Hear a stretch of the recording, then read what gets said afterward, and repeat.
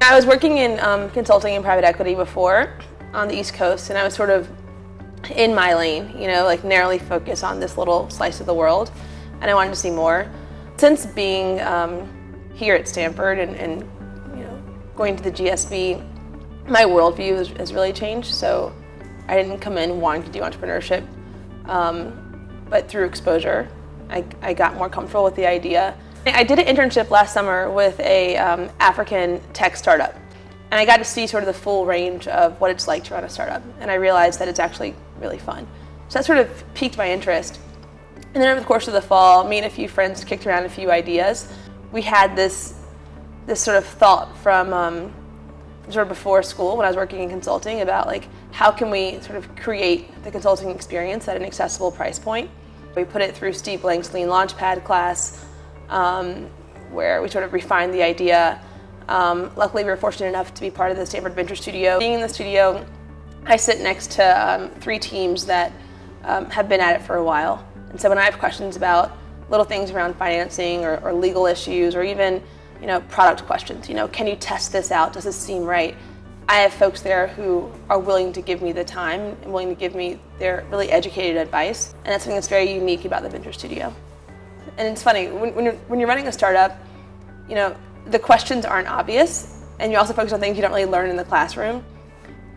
And having folks who've been there, done that, and who can understand the questions that I'm asking was really helpful. The wealth of jokes that have come out of being in the Venture Studio among our teams, it makes working really hard and really long hours fun. Just having smart people around me all the time has been amazing. Having folks who push me harder than I can even push myself. It's been a really helpful experience.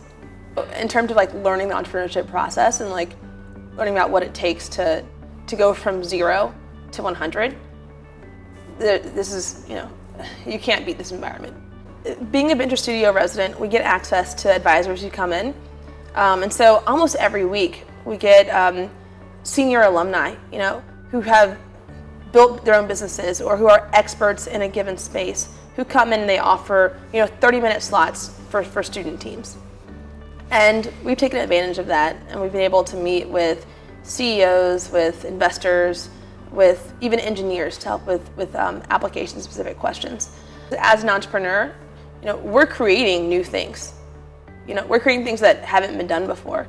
And in doing so, it means you sort of have to think a bit outside the box. Some would say you have to be a little bit crazy. It's funny, Steve Blank says you have to have a rational belief. I don't think it necessarily has to be irrational, but you have to be able to see the world a little bit differently. And I think that's what it takes to be an entrepreneur. So, we're entering an era where intelligence tools will drive a lot of decision making across a number of different venues. And part of what we're trying to do is make that easier and more accessible so that you don't need to have sort of a PhD to be able to leverage data. For me, sort of defining entrepreneurship, I think it really is just about seeing the world in a different way, and also sort of not being afraid or somehow summoning the courage to actually pursue it, because it's not easy. Like what I'm working on, we think we're going to change the world. We think we're going to make a huge impact, but there's a lot of steps that we have to move through to get there, and that's real.